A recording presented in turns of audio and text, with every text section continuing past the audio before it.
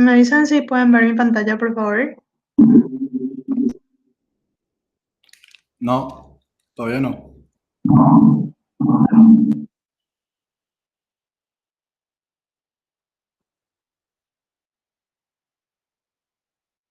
Ahí. No, ahí sí. Ya, ahí Ahí es está. sí. Ok.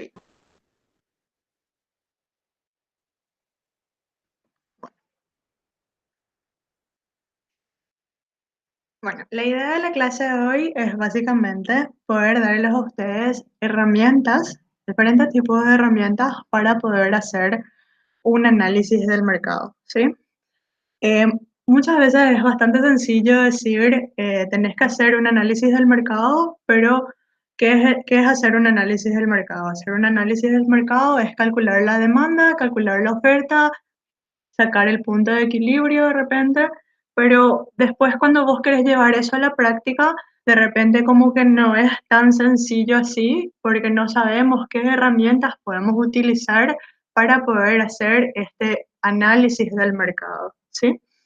Entonces, la idea es que yo les pueda mostrar así varias teorías, varias herramientas que tenemos para poder hacer eso y que sea un poco más tangible para ustedes decir, ah, bueno, puedo usar esta herramienta o esta herramienta o esta herramienta de acuerdo a lo que yo estoy necesitando, ¿sí?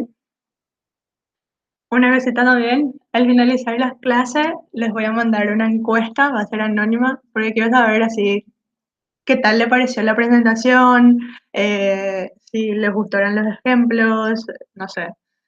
Tipo, para tener una retroalimentación también e ir mejorando en esto. Antes de ir justamente a esa parte que le estaba mencionando sobre las herramientas, quiero empezar con lo básico, ¿verdad?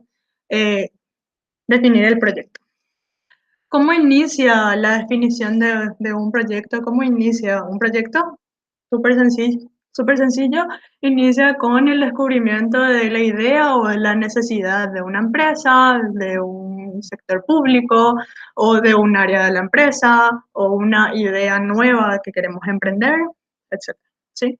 Y a partir de ahí empieza un camino que es más o menos estandarizado para todos los tipos de proyectos, para todos los proyectos que queremos formular, ¿sí?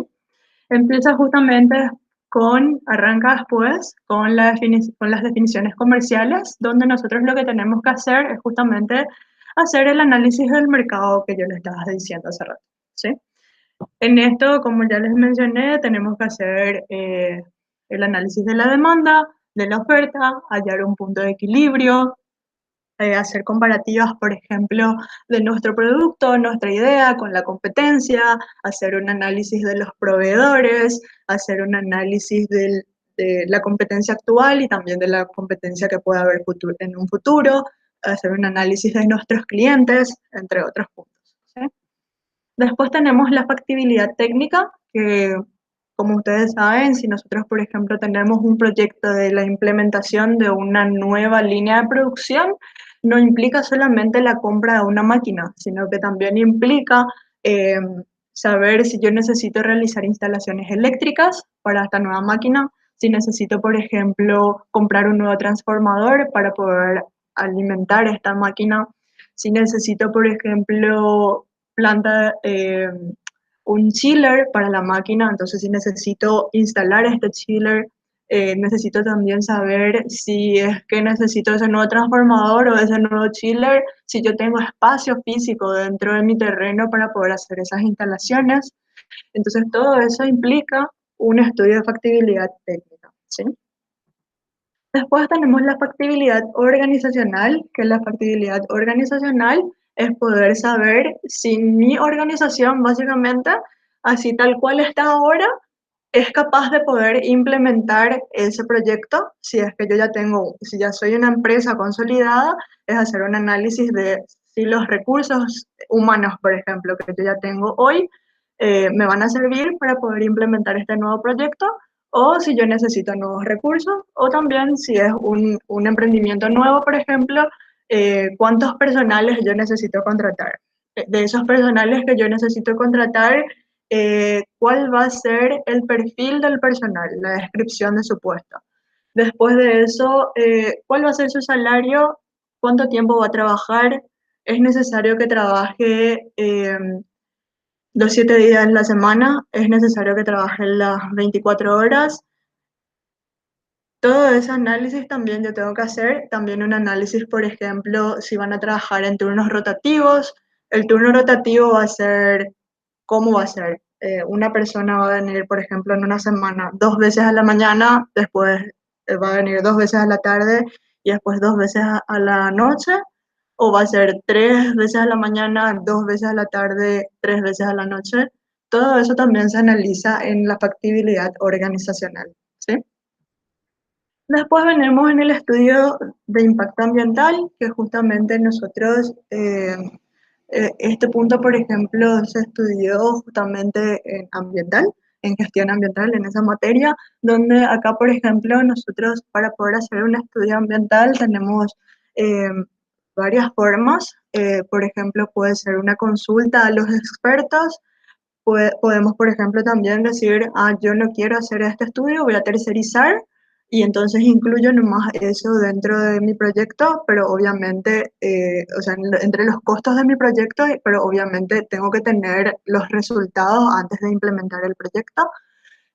Después también se puede usar, por ejemplo, checklist, o si no, se puede utilizar, por ejemplo, una matriz de impacto ambiental que, como recordarán, por ejemplo, había pesos, o sea, se listaban todos los impactos que podían haber y ahí se listaba se hacía una multiplicación entre la probabilidad y el impacto que podría tener cada una de esas tareas, ¿sí?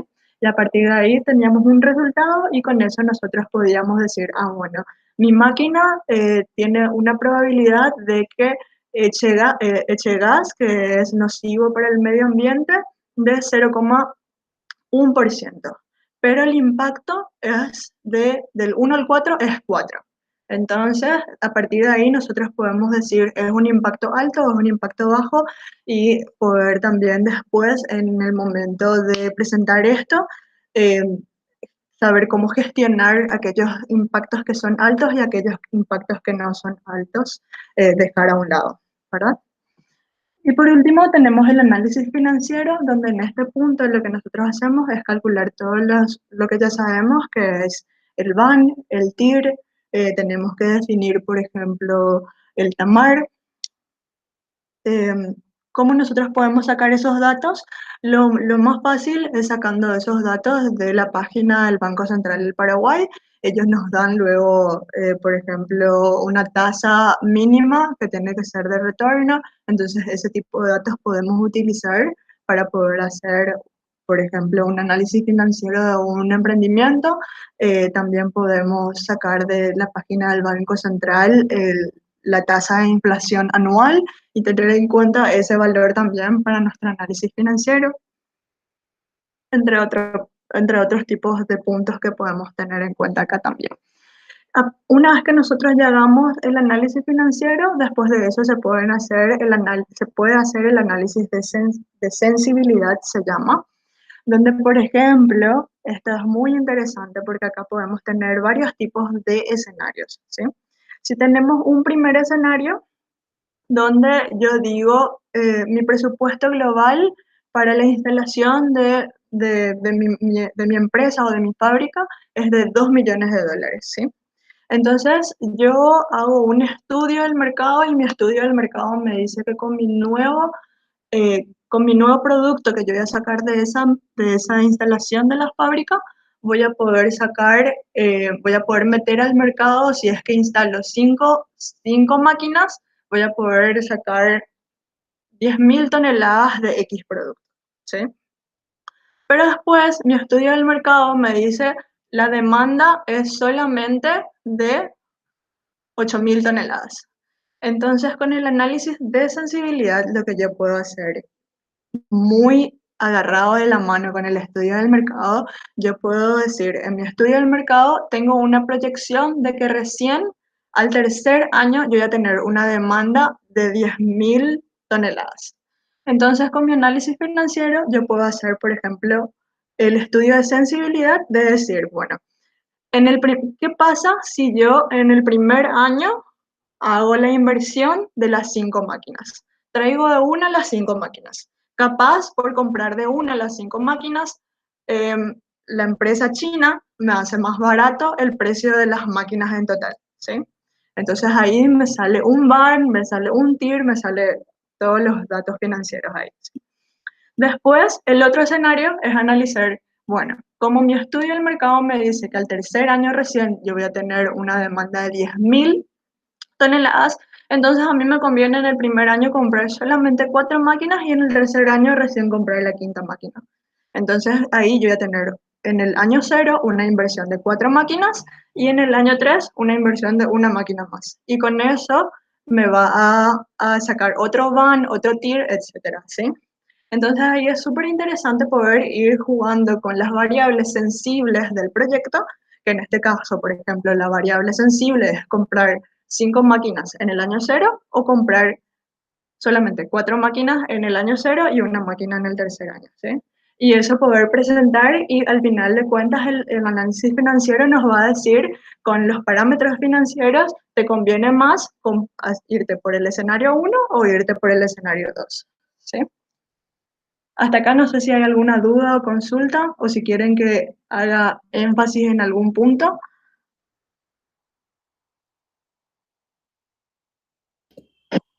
En ningún punto, profe, pero para preguntarte, nosotros vamos a ver con más profundidad después cada uno de los puntos o... Sí, hoy mi idea es mostrarles justamente todo lo que tiene relación con el estudio del mercado, o sea, cuáles son las herramientas que ustedes pueden utilizar para hacer ese estudio del mercado. No me va a dar la clase para ir mostrándoles todos los otros puntos, pero hoy quiero arrancar justamente con lo primero, que sería las definiciones comerciales. Dale, profe. ¿Algún otro comentario o duda?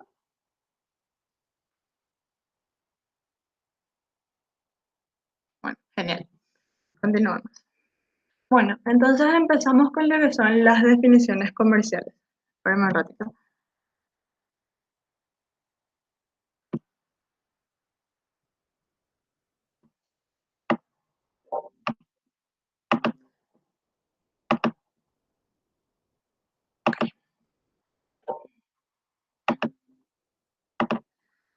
Ahí ven de vuelta la presentación. O sea, creo que nunca lo dejé de convertir, pero igual, por si acaso. Sí se ve. Bueno, genial. Bueno, entonces para empezar justamente con las definiciones comerciales, lo que nosotros primero tenemos que hacer es poder tener esa capacidad de situarnos donde nosotros estamos actualmente, ¿sí? Y obviamente después poder decir a dónde queremos llegar, ¿sí? Bueno, esta transición desde el dónde estamos al dónde queremos llegar, cualquier empresa, cualquier emprendimiento, cualquier persona va a querer realizarlo de la mejor manera posible, ¿sí? Para poder realizarlo de la mejor manera posible, esta transición tiene que estar ligado a 3 conceptos. Primeramente, el estudio del mercado, después, la estrategia que tiene la empresa o la estrategia que querés que tenga la empresa y la visión empresarial que tiene la empresa o la visión empresarial que querés que tenga la empresa. Si nosotros logramos que nuestra idea, que nos va a ayudar a pasar desde el dónde estamos a dónde queremos llegar, se alineen justamente con estos 3 puntos, vamos a poder lograr que esta transición se haga de la mejor manera.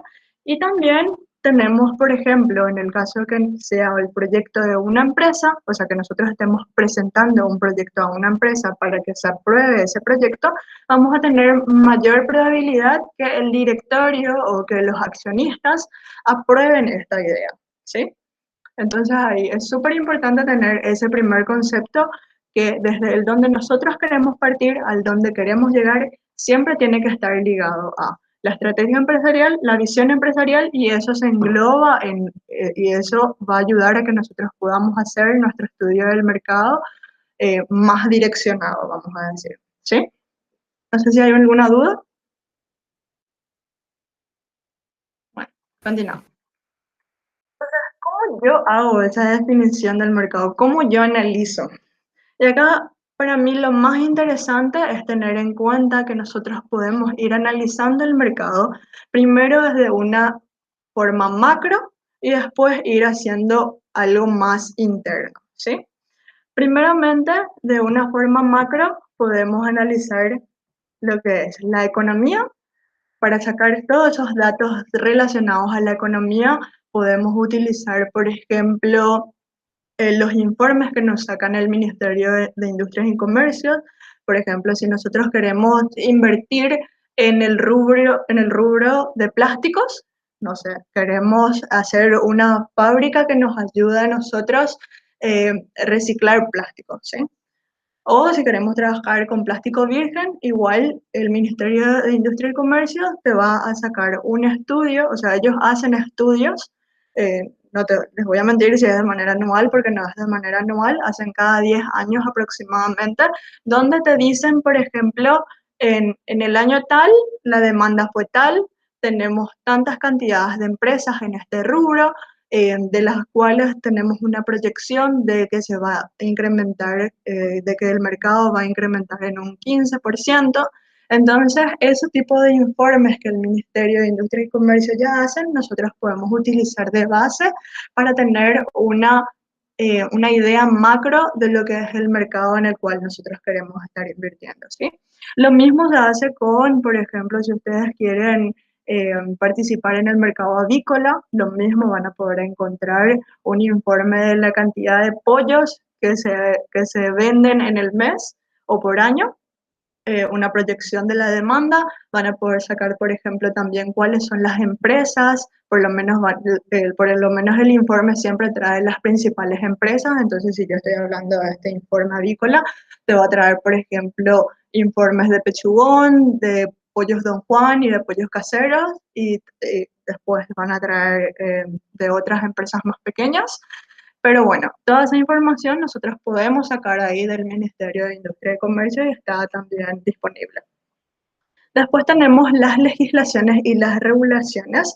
Esto es súper interesante también porque de repente nosotros tenemos así, a ver, nosotros queremos invertir en la instalación de una nueva planta donde nosotros tenemos que comprar 5 máquinas del exterior y tenemos que comprar también, por ejemplo, materia prima del exterior para poder producir nuestro producto, ¿sí? Entonces ahí nosotros investigando podemos descubrir que hay ciertos tipos de legislaciones que nos ayudan a nosotros a poder hacer ese tipo de inversiones.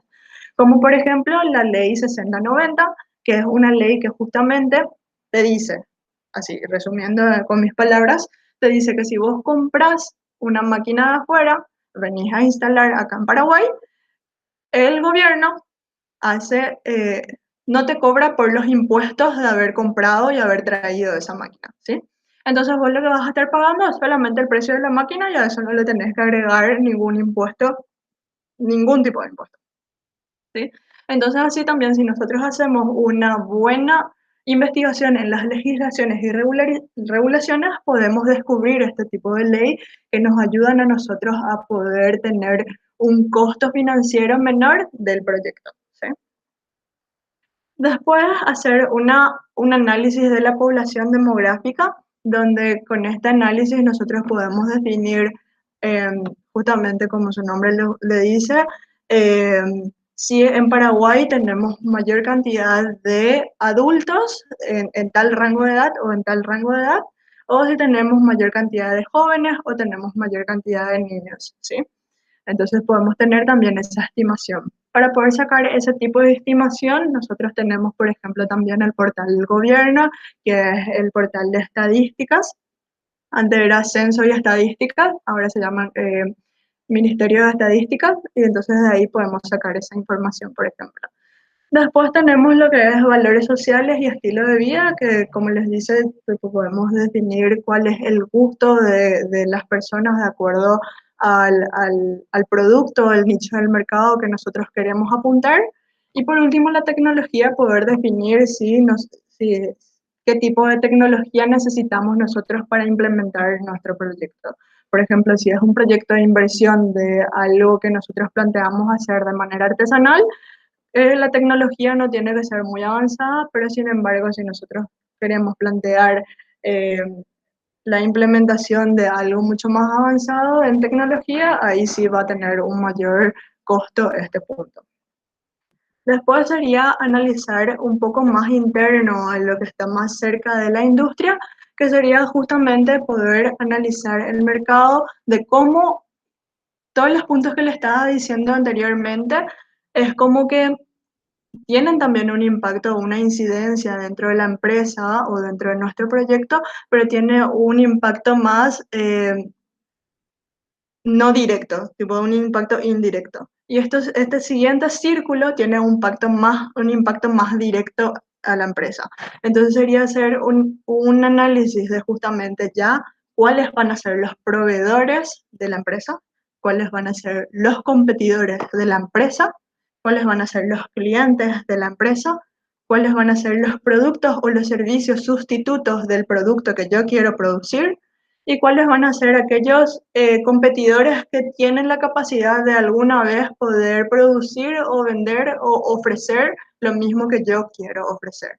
Entonces ahí, como todos estos 5 puntos que les estuve mencionando ahora, ya tienen una incidencia más directa a lo que es justamente la empresa que yo estoy analizando. ¿Sí? No sé si hasta acá hay alguna consulta, duda sobre algún punto o sobre esta idea que le estoy dando de empezar de un análisis más global a algo más interno o que impacte de manera más directa a la empresa.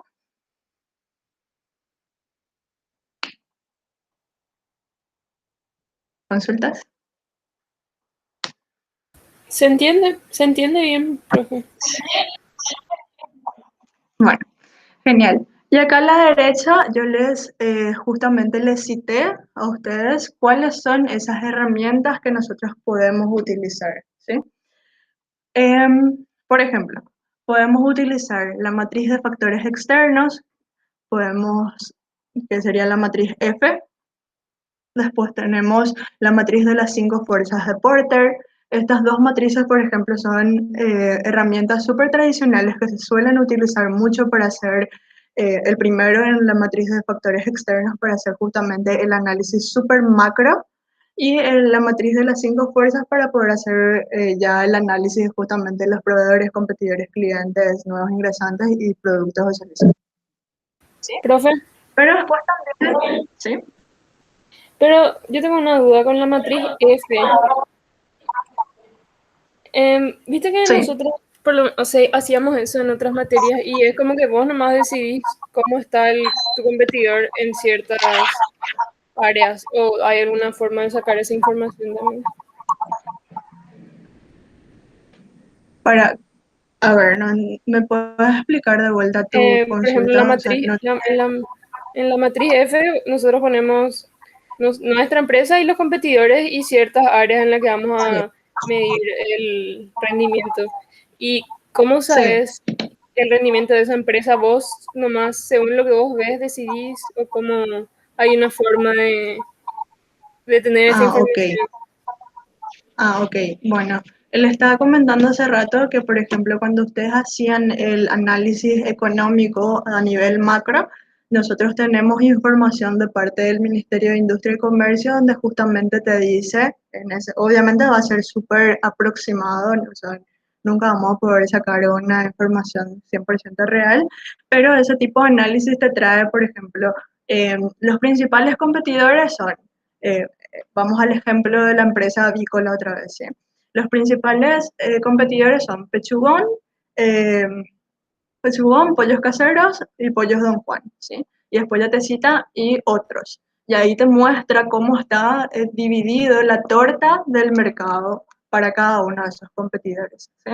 Entonces ahí vos podés decir, bueno, cuando yo hago mi análisis de la matriz de los factores externos, puedo decir, bueno, yo tengo la capacidad de poder ingresar al mercado en tanto por ciento y robarle a Pechugón el 1% del mercado, a Pollos Don Juan su 10% de la torta y a Pollos Caseros su 5% de la torta, ¿sí? Y a otros le puedo yo robar no sé, el 30% de lo que correspondería al mercado de otros, ¿sí? Entonces, ese tipo de informes que vos vas a sacar justamente de tu análisis macro te va a ayudar a poder decir, bueno, yo tengo la capacidad de hacer esto, esto, esto o esto. ¿Y cuáles van a ser las acciones que yo voy a hacer para poder sacarle justamente el 2% del mercado a Pechugón? Eso ya nos va a ayudar otro tipo de análisis, pero nos va a ayudar mucho también nuestra estrategia empresarial. Por ejemplo, si nosotros queremos tener una estrategia de penetración en el mercado que sea de precios, eso significa que nosotros vamos a estar entrando con precios muy bajos, entonces eso también nos va a dar la pauta a nosotros de poder decir, bueno, Pechugón tiene más una estrategia de diferenciación, entonces su nicho de mercado es más top, entonces yo a ellos no les voy a traer tanto con mi estrategia de precios de venta, entonces por eso solamente a ellos le puedo sacar el 1% de su mercado, ¿sí? Pero sin embargo, Pollos Don Juan tiene sí esta misma estrategia, entonces yo a ellos le puedo sacar sí un mayor porcentaje de su mercado, ¿sí? No sé si ahí... Sí, se entendió, gracias. Dale, dale. Bueno, y después, no sé si hay alguna otra consulta.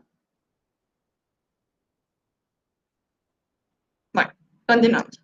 Después tenemos otros tipos de herramientas o teorías que también nos ayudan a poder situarnos mejor, como por ejemplo la teoría del cisne negro, que les voy a mostrar más adelante de qué se trata. Machine Learning, que es una teoría que es súper apasionante, de verdad, nos ayuda justamente a poder predecir cosas de una manera súper exacta.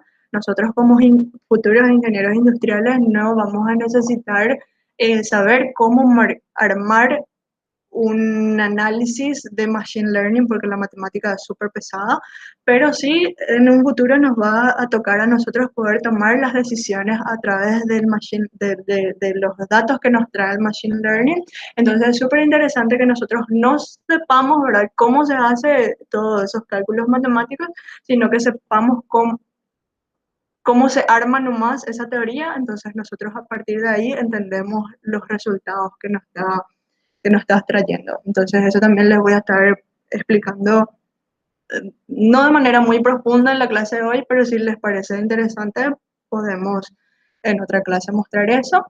Después las simulaciones, que serían también parecido al machine learning, solamente que las simulaciones es más usar, por ejemplo, herramientas de Excel. Entonces, la precisión que nos traen las simulaciones no es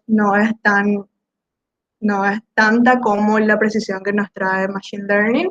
Después tenemos lo que es la teoría del océano azul, que también les voy a estar mostrando. Y después otros puntos que sí ya nos ayudan a hacer un análisis mucho más interno, que serían ya poder definir la curva de la oferta de la demanda, y perdón, la curva de la oferta y de la demanda, poder definir justamente el punto de equilibrio, poder determinar a partir de esto el porcentaje de mercado que yo puedo tener es esto, y también lo que es el modelo de Canvas de negocio, ¿sí? Pero hoy me voy a estar centralizando más en los primeros, en este primer cuadrito que estamos acá, entonces vamos a eso. No sé si hay alguna duda. Bueno, súper claro. Bueno, los primeros dos puntos, que es justamente la matriz de factores externos y la matriz de cinco fuerzas de Porter, no quise tocar porque sé muy bien que eso ya dan en otras materias, entonces no quiero repetir, solamente decirles que pueden usar esas herramientas para hacer este tipo de análisis, ¿sí? Obviamente acá, por ejemplo, también pueden usar una matriz FODA o una matriz EPI también, ¿sí? Bueno, me voy a centrar en las demás. Como por ejemplo, tenemos primeramente la teoría del cisne negro. La teoría del cisne negro fue hablada, vamos a decirle, por primera vez o creada por justamente Nassim Taleb, que él nos dijo por primera vez que la lógica del cisne negro hace que lo que no sabemos sea más importante de lo que sabemos. Básicamente, esta teoría nos dice que puede pasar algo que es bastante impredecible, que va a generar un súper enorme impacto y que se puede, y esto que ya pasó, una vez que haya pasado, se puede explicar de manera súper lógica en retrospectiva. Para poner como ejemplo así súper palpable, tenemos lo que es justamente el, la pandemia, ¿sí? La pandemia fue súper impredecible al comienzo, generó un impacto a nivel global enorme y ahora todo el mundo dice, ah, sí, se veía venir luego, ahora nosotros decimos que cada 10 años probablemente puede aparecer nuevos tipos de virus, básicamente no sé cómo no predecimos esto antes, etcétera, ¿sí? Entonces, eso es lo que nos dice la teoría del cisne negro. Ahora les quiero mostrar un video para que puedan entender mucho mejor en qué consiste esta teoría del cisne negro, ¿sí?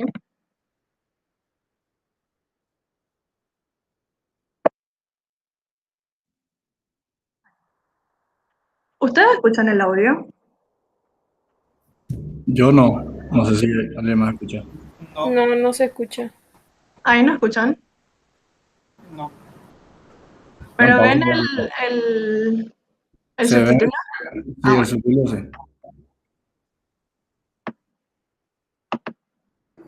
Una musiquita nomás tiene de fondo, entonces. Hola a todos, ¿cómo están? Hola Tamara, ahora me conecto, estaba en una reunión. ¿Qué tal? Creo que tenés que poner compartir pestaña y ahí ahí sale te va a salir el audio. Ok. Tenés como tres opciones del compartir. Tenés pantalla, ventana y pestaña. La, Compartir pestaña, ok. sí, prueba un poco con eso. Ahí ven. Está saliendo. Sí, se escucha ahora. Ahora sí. Quiero que por un momento imagines que eres literalmente un pavo. Has vivido desde que naciste una vida plena y perfecta en una granja bajo todos los cuidados posibles. Te han alimentado con buen pienso, has crecido en libertad, duermes bajo techo para protegerte del temporal y lo mejor de todo, estás a salvo de cualquier animal depredador. Tu vida va sobre ruedas y no tienes absolutamente que preocuparte de nada, y porque ibas a esperar que algo cambiase, ¿verdad? Lo que no sabes es que mañana es el día de Acción de Gracias y estás a tan solo 24 horas de ser horneado y rellenado. Nuestro amigo el pavo jamás hubiera podido imaginar que su vida terminaría de una manera tan trágica y repentina, y mucho menos habría sido capaz de predecirlo. Estando completamente absorto en su rutina, su error fue asumir que la dirección de su vida jamás se vería alterada, dado que desde su punto de vista, tal y como nos ocurre a muchos, las probabilidades de que algo fuera de lo común ocurriese eran inexistentes o prácticamente inexistentes. Los hechos pasados son en definitiva un mal indicador de futuro, por lo que nunca trates de predecir el futuro mirando al pasado. Esto es básicamente lo que el autor y filósofo Nassim Taleb describe como un cisne negro, un evento altamente improbable e impredecible que tiene un gran impacto en nuestra vida y que después de ocurrir puede ser explicado y racionalizado. Ahora bien, si nos ponemos en el punto de vista del granjero, esa incertidumbre que terminó siendo un cisne negro para el pavo no fue más que un día cualquiera en la granja. Evidentemente nuestro granjero sabía desde hacía mucho tiempo que ese pavo iba a ser su cena de Acción de Gracias. Imagina ahora que el hijo del granjero le cuenta al pavo las intenciones que tiene su padre al día siguiente, haciendo consciente a este del panorama que se le avecina. El animal trate probablemente de salir a toda costa de ese engañoso confort, evitando así una muerte asegurada. Puesto que los cisnes negros son siempre inesperados, cambian dramáticamente el mundo de aquellos que no están preparados para ellos. Pero por supuesto este cambio no tiene por qué ser algo trágico. Por ejemplo, te puede tocar la lotería como a muchas personas cada año, puedes ganar un concurso de canto y firmar con una productora casi de un día para otro, como le ocurrió a One Direction, a David Bisbal o a muchos otros, o puedes iniciar un viaje que sin saber muy bien cómo cambie tu vida para siempre. Bien, ahora imagina que nos jugamos $100 lanzando una moneda al aire. Tienes que elegir cara o cruz, pero antes de ello tienes la oportunidad de observar 100 lanzamientos en los cuales no sale otra cosa que cara. Estadísticamente las probabilidades de que salga cruz son aún del 50%, pero ¿qué lado de la moneda elegirías? Ninguna persona en su sano juicio elegiría cruz conociendo el historial de lanzamientos, evidentemente, ya que lo más probable es que tendiéramos a pensar que la moneda está de algún modo trucada. Esta breve historia nos enseña que tratar de estimar el riesgo del mundo real como lo haríamos en un juego de azar probablemente nos lleve a tomar malas decisiones. Un ejemplo que ilustra bien esta idea es la crisis económica mundial del año 2008. Los analistas de riesgo financiero de los bancos usaban, y usan aún, modelos predictivos basados puramente en la estadística. Lo que muchos de ellos no sabían es que los números son solo números y que la incertidumbre y aleatoriedad de la vida no se pueden escribir sobre un papel. Recuerdo perfectamente cómo después de que explotara la crisis, los gurús económicos comenzaron a clamar que ellos ya sabían lo que iba a ocurrir, que era lógico que se avecinaba la explosión de la burbuja económica y un largo etcétera, tal y como describe Taleb que se puede explicar un cisne negro a posteriori. Recuerda, en la vida no hagas ninguna conjetura basándote en información pasada, ya que te puede llevar a tomar decisiones erróneas. Si la escritora J.K. Rowling hubiera considerado los primeros rechazos de editoriales como un indicador de fracaso futuro, habría desistido de publicar su primer libro de Harry Potter y no se habría convertido en la serie de libros más vendida de la historia. Sé consciente de la existencia de los cisnes negros. No es necesario que te vuelvas loco tratando de evitarlos, simplemente sé consciente de que existen y de que pueden impactar enormemente en tu vida. Debes estar mentalmente preparado para ellos. La incertidumbre y la aleatoriedad de la vida imposibilitan que estimemos el riesgo con total precisión. Lo que en estadística sobre el papel es un 50% de probabilidades, en la vida real puede ser hoy un 100% y mañana un 0%. Yo personalmente disfruto enormemente de la incertidumbre. No voy a negar que es un factor ciertamente estresante, ya que lo desconocido nos produce miedo por naturaleza, pero me resulta tremendamente estimulante no saber qué viene después, no saber cuál es la siguiente puerta que se va a abrir, cuál es el siguiente paso. Es como cuando te hacen un regalo que no te esperas. Detrás Bueno, eso básicamente nos dice la teoría del cisne negro, que puede pasar algo súper impredecible, que genere un gran impacto y que se puede explicar después en retrospectiva, ¿sí? Ahí no sé si se ve mi presentación o se sigue viendo el video. El video Tipo se que sigue en sigue. pestaña. Tenés que dejar de compartir y compartir, no pasa. Ah, bueno.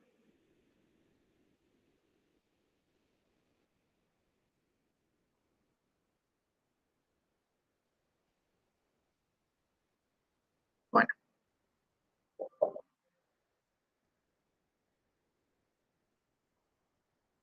ahí se ve. Sí.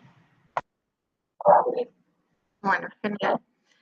Entonces, ahora que nosotros ya sabemos que puede existir la teoría del cisne negro, les quiero dar un ejemplo más. Otro evento que fue algo que se puede definir como que siguió las líneas del cisne negro es, por ejemplo, el atentado de las Torres Gemelas, ¿sí? Esto justamente, yendo al ejemplo del video, eh, el pavo eran todas las personas que estaban dentro del edificio porque ninguno de ellos sabía que iba a pasar eso. Sin embargo, los terroristas sí ya sabían que eso iba a pasar bueno, ellos sí ya tenían como el control de esa situación, ¿sí? Y después, bueno, para las personas que estaban dentro del edificio y todas las personas en general, este evento fue súper impredecible, generó un gran impacto y después se pudo explicar en retrospectiva, ¿sí? Bueno, pero ustedes ahora me van a decir cómo yo puedo justamente predecir todo ese tipo de cosas que me pueden llegar a generar un gran impacto. Y para eso, en el ejemplo del video, hablaba justamente de la crisis del 2008, donde decía que todos estaban alineados mucho en lo que eran modelos estadísticos, ¿sí? Justamente estos modelos estadísticos nos ayudan a nosotros poder realizar proyecciones basadas en datos históricos, generalmente, ¿sí? Estos datos históricos nos ayudan a nosotros poder generar nuestras proyecciones y poder determinar, por ejemplo, la mediana, la media, la moda, entre otros parámetros estadísticos que obviamente nos ayudan también eh, a poder tomar decisiones de manera menos ciega que sin hacer eso, ¿sí? Pero como ahora es mucho más factible que pasen justamente eventos de gran impacto y que sean totalmente impredecibles, nos, nos vimos con o sea, no yo, ¿verdad? Pero en general, el mundo se dio con la necesidad de poder crear una teoría nueva que es justamente el machine learning. El machine learning nos ayuda a poder hacer predicciones con un nivel de error mínimo, ¿sí? El machine learning estudia justamente todos esos datos estadísticos, pero después comienza, o sea, tiene la capacidad de poder crear nuevos datos o nuevos eventos o nuevas situaciones Y a partir de ahí tienen la capacidad de poder aprender de esos nuevos datos, de esas nuevas situaciones y poder predecirnos lo mejor de manera eh, súper efectiva y con un menor error, ¿sí? Entonces, gracias al Machine Learning, por ejemplo, un banco puede definir de acuerdo a qué perfil, de acuerdo al perfil de tal persona o tal persona o tal persona, cuándo esa persona va a pagar su deuda. Y definir entonces en base a eso, a este grupo de personas me conviene darle esta tasa de préstamo. A este otro grupo de personas me conviene darle esta tasa de préstamo. Y así, de esa manera, finalmente, el banco va a poder aumentar más sus revenues o sus ingresos, ¿sí? Por ejemplo, también el Machine Learning nos ayuda a nosotros a poder predecir qué hay en una imagen haciendo el análisis de los píxeles, ¿sí? Y también, por ejemplo, poder predecir el texto a escribir a continuación. O sea, Machine Learning está hasta en su celular cuando ustedes están escribiendo un mensaje y les aparece arriba cuál puede ser la siguiente palabra que vos podrías estar utilizando, ¿sí? Justamente lo que hace nuestro celular es ir aprendiendo con la data que nosotros todos los días le ponemos, aprende eso y es capaz de poder predecir de manera exacta qué probablemente nosotros queremos escribir después, ¿sí?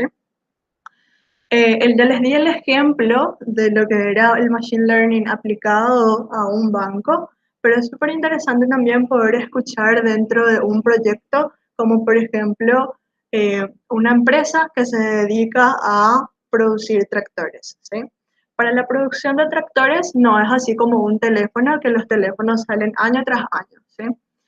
Para la producción de tractores generalmente se hacen cada 10 años, ¿sí? Entonces, si nosotros anteriormente teníamos un tractor que las mejores prestaciones que nos podía dar era, por ejemplo, que el tractor sea, la cabina del tractor sea toda cerrada y nos coloque aire acondicionado, ¿sí? Supongámosle que 10 años atrás eso era lo mejor que podíamos tener. Sin embargo, los proyectos de ahora incluyen los tractores más modernos con lo que es Machine Learning, que nos ayuda ahí a nosotros a poder tomar mejores decisiones. Justamente tenemos un tractor que tiene la capacidad de poder medir, por ejemplo, la humedad del aire, ¿sí? Entonces este tractor va midiendo siempre, siempre, siempre, siempre la humedad del aire y va guardando eso en esa data, ¿verdad? El Machine Learning con esa data es capaz de poder predecir, bueno, a este nivel de humedad es más efectivo que vos puedas sacar tu plantación en tal día. Entonces, el tractor dice, este día vamos a cosechar, ¿sí?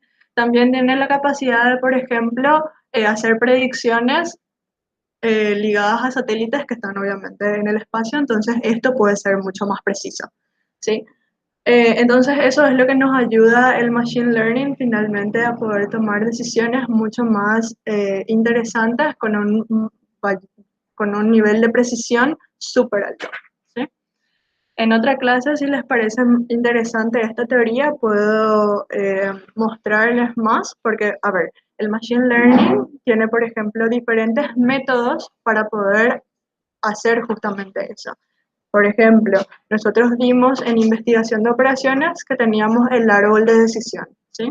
Básicamente, el Machine Learning lo que hace es lo mismo, solamente que a una escala enorme. Ese es uno de los métodos que utiliza. Tiene también otros métodos, pero uno que va a ser más palpable para ustedes para poder entender es justamente el árbol de decisión, donde el Machine Learning agarra una data desde un nodo inicial y va distribuyendo esa data de acuerdo a las probabilidades que él mismo calcula hasta llegar finalmente a cada uno de los nodos de decisión y te da una respuesta, ¿sí? Te da los outputs. Ahí no sé si hay alguna consulta o duda para cada uno de los puntos. Profe, el Machine Learning tiene un software que se usa para eso. Sí, hay softwares que justamente ya vienen incluidos con toda esta lógica, por ejemplo, con lo que le estaba comentando del árbol de decisión, ¿sí? Hay machine learnings que, por ejemplo, usan el árbol de decisión Hay otros machine learning que lo que hacen es combinar varios árboles de decisión, entonces de esa manera puede tener eh, una respuesta más precisa. Ese, por ejemplo, ya no se llama árbol de decisión, se llama Forest Rain. Después tenemos, por ejemplo, otro que utiliza vectores para poder justamente hacer también esa clasificación. Entonces, hay mucho para ver. Les puedo mostrar también la siguiente clase si les parece interesante esto, ¿verdad? Yo tenía un comentario, Tamara. Hola. Sí. Sí, yo tenía un comentario. La verdad que hasta donde pude seguir de tu presentación me parece muy bueno el contenido. De hecho, parte lo habíamos coordinado conjuntamente, ¿verdad? Y yendo a todo lo que tiene que ver, digamos, con los modelos predictivos, ¿verdad? Que son, digamos, la ciencia, por así decirlo, que nos permite también con los sistemas computacionales hoy en día poder tomar decisiones mucho más efectivas, justamente como decía Tamara, no manejando el auto mirando el retrovisor, ¿verdad? Sino que manejando mirando para adelante, ¿verdad? Y muchas veces estos sistemas, digamos, que en verdad es una herramienta, ¿verdad? El Machine Learning es una herramienta predictiva, tiene muchísimas aplicaciones a distintos proyectos que muchas veces ni siquiera nos podemos imaginar, ¿verdad?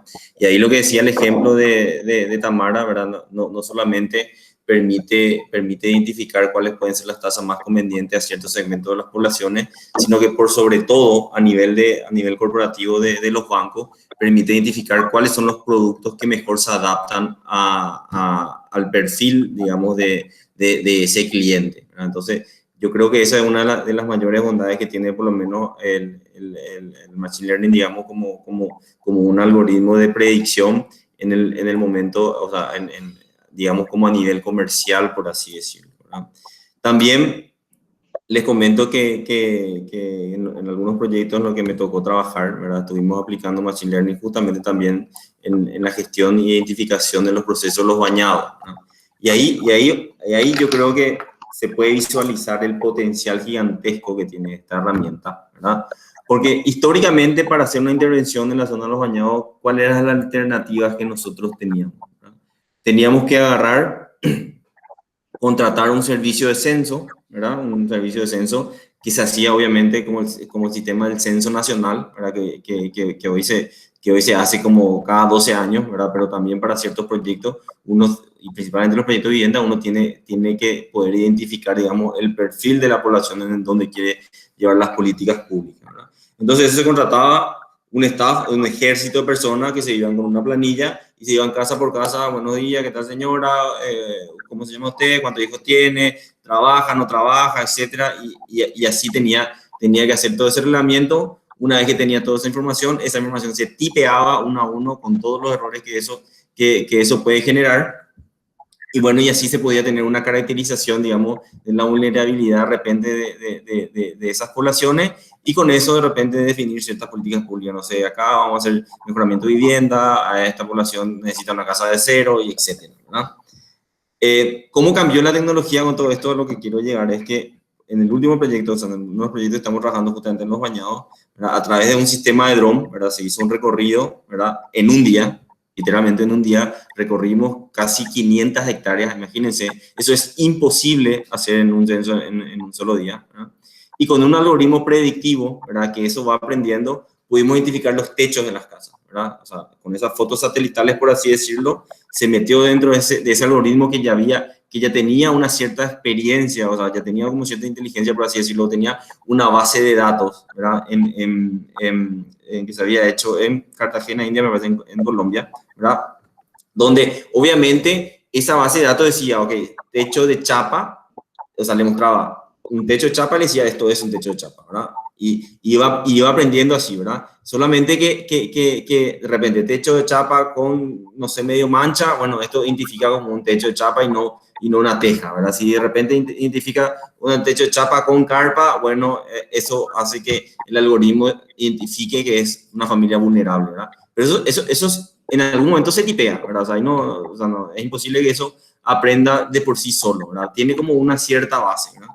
Pero a medida que vas cargando y a medida que vas operativizando eso, el propio sistema, digamos, tiene una capacidad de inteligencia artificial de poder identificar. Bueno, y como les decía, en un día, ¿verdad? En un barrido que habíamos tenido, una vez que carga el sistema, eso en un ratito, vos podés tener una caracterización de más 500 hectáreas, digamos, de la población vulnerable en la cual querés atacar. O sea, imagínense, o sea, ese es el potencial, digamos, y la escala, y hacer volar un dron te cuesta casi, no sé, el precio del dron, pero que puede, digamos, diluir esa inversión en varios proyectos, entonces finalmente es casi mínimo a movilizar todo un ejército, a movilizar un ejército de tipeadores que tienen que empezar a tipear esa información, y el tiempo que te puede llevar perfectamente 6 meses poder tener toda esa información, ¿verdad? O sea, nosotros esa información para formular un proyecto, ¿verdad? Porque justamente ahí viene la ventaja de esto. Para formular los proyectos vos tenés que poder tener ciertas variables mínimas, ¿verdad? Un análisis mínimo, digamos, de los territorios al intervenir, y con la otra alternativa, seguramente en 6 meses íbamos recién poder tener caracterizado todo ese territorio, ¿verdad? Entonces, además en costo, ¿verdad? Por así decirlo, que tiene un gran potencial esto, también beneficia muchísimo, digamos, en tiempo, por sobre todo en la formulación de los distintos tipos de proyectos, ¿verdad? O sea, ahí Tamara daba un ejemplo del sector agrícola, yo le doy un ejemplo del sector vivienda, y otro así rápidamente, ¿verdad? Que en otro proyecto que me tocó participar, hoy en día, digamos, para la identificación del serotipo de dengue que circula en el Paraguay, todos los ceneperos de Paraguay se van y recorren las casas en forma al azar, y ellos, con su experiencia empírica, al ver, dicen, ah, no, este mosquito, este es su huevo, este es serotipo 2, ¿verdad? Y anota. Imagínense el error que hay en la identificación de los serotipos que están, digamos, rondando a nivel país, siendo que ellos con una foto, ¿verdad? Con una inteligencia artificial, y vos teniendo ya una base de datos que identifica esta foto con estas 2 rayitas, esto es serotipo 2, por así decirlo, o serotipo 3 o lo que sea, ¿verdad? Y vas a tener una precisión mucho más exacta, que te va a permitir generar políticas públicas, porque un serotipo 2 es mucho más peligroso que el 1, o el 03 también puede ser mucho más peligroso si es que vino después del 3, etcétera. O sea, hay una complejidad también ahí biológica con los tipos de mosquitos que pueden estar rondando principalmente con dengue, ¿verdad? Bueno, y eso también es otra de las bondades, por ejemplo, que a nosotros nos permitió en un proyecto que estábamos trabajando a nivel de gobierno, que ahora lastimosamente con la pandemia nos paralizó, ¿verdad? Que era el proyecto de mosquito Wolbachia, que si alguien escuchó alguna vez hablar, que es un mosquito que posiblemente pueda exterminar el dengue en muchos países de Sudamérica. El World Mosquito Program está impulsando eso a nivel mundial, pero que con un bajo costo y aprovechando estos tipos de inteligencia o estos tipos de herramientas, se pueden llegar a diseñar proyectos en forma como muy eficiente y en muy corto plazo, ¿verdad? Entonces ahí yo creo que, Tamara, si es que tenés más información y podés profundizar con esto con los alumnos, yo creo que son herramientas muy importantes que de repente se pueden llegar a pensar en algo sencillo, ¿verdad? Pero desde la formulación de los proyectos que ellos puedan presentar en la clase. Claro que sí. Vamos a preparar para la próxima clase entonces algo mucho más profundo en Machine Learning.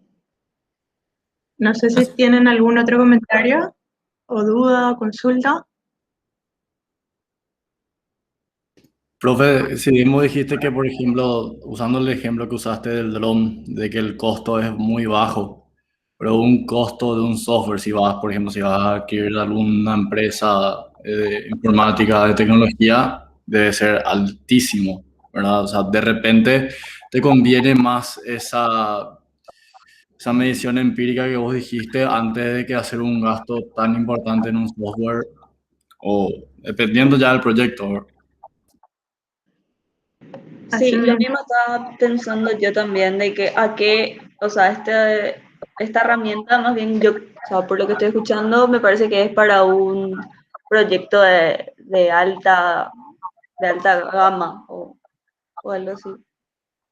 Indiscutiblemente hay un tema de escala, ¿verdad? O sea, si yo estoy formulando, por así decirlo, no sé, la reingeniería de un kiosco, o sea, capaz no, y tengo unos SKU y tengo, no sé, 10 clientes, eso yo le puedo hacer una tabla Excel y puedo tener una tendencia de qué es el producto que más lleva ña Juanita, y antes de que ella venga a pedirme, yo ya le puedo llamar, Juanita, ya se está terminando tu azúcar. Y me dice, hijo, ¿cómo Mica sabe que mi azúcar está terminando, verdad? O sea, es tipo un genio, ¿verdad? Pues imagínense si vos ya sos un supermercado, ¿verdad? Y que vos puedas empezar a registrar la cantidad de alimentos que está comprando un cliente X, N, ¿verdad? Sea cual fuera, y a mí me llega un mensaje y me diga, la leche Bastian, que siempre es un caos acá en mi casa cuando está terminando, siempre te avisan cuando ya no hay, ¿verdad? Nunca te avisan por lo menos media tarde antes.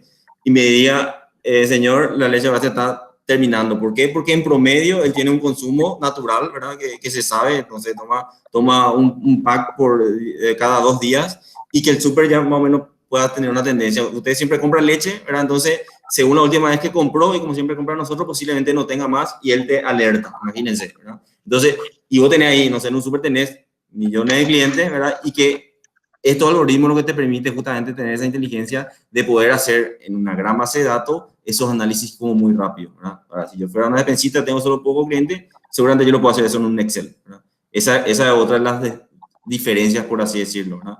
Tiene indiscutiblemente esto algo de escala, ¿verdad? Cuanto mayor es más complejo, mayor es el beneficio, lo mismo que los bancos, ¿verdad? Sí, ahí en la próxima clase les voy a estar explicando también que, o sea, ya les di más o menos una introducción de que hay diferentes tipos de metodologías, vamos a decir, que usa el Machine Learning para poder hacer sus predicciones, ¿sí? De repente les expliqué que, por ejemplo, hay algunos software que utilizan solamente un árbol de decisión, pero sin embargo hay otros softwares que combinan varios árboles de decisión. Entonces, obviamente, este segundo software va a ser un poco más caro que el anterior, ¿verdad? Y obviamente también, ahí dependiendo del tipo de data que vos tenés, uno puede ser también más preciso que el otro, ¿sí? Pero eso vamos a entrar en mayor detalle en la próxima clase. Y también comentarles que el Machine Learning se usa sobre todo si querés ser muy competitivo.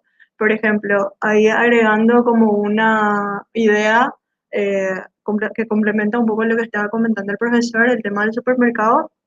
¿Qué pasa, por ejemplo, si nosotros con Machine Learning logramos de alguna forma no solamente implementar eso dentro de un supermercado, sino que poder implementar Machine Learning con la data de stock, la data de Casa Rica, la data de Salema, la data de X, ¿sí? Entonces nosotros, esa data está a disposición, está en cada una de las páginas web de todas estas empresas que yo estoy diciendo.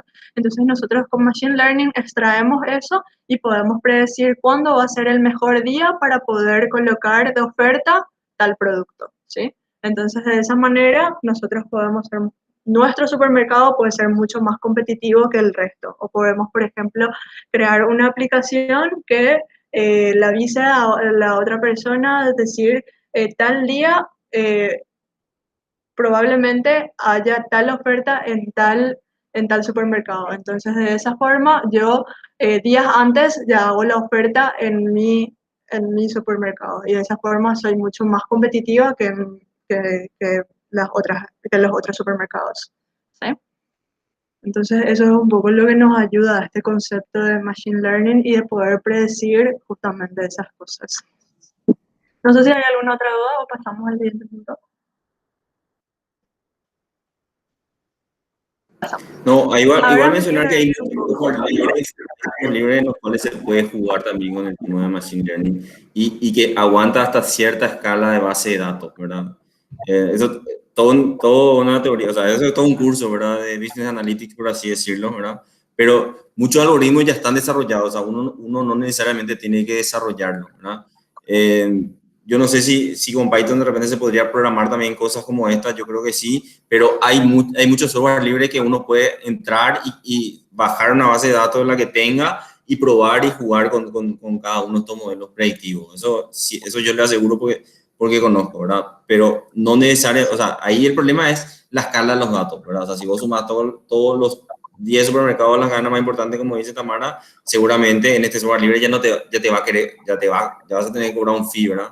Pero los costos, digamos, de la herramienta, yo no lo veo como una restricción como muy importante, ¿verdad? O sea, creo que es muy por debajo al potencial económico que pueden tener, digamos, este tipo de análisis. O sea, es casi como decir, necesito un Excel, ¿verdad? O sea, no sé, es como muy fácil de conseguir el software que haga estos ejercicios, ¿verdad?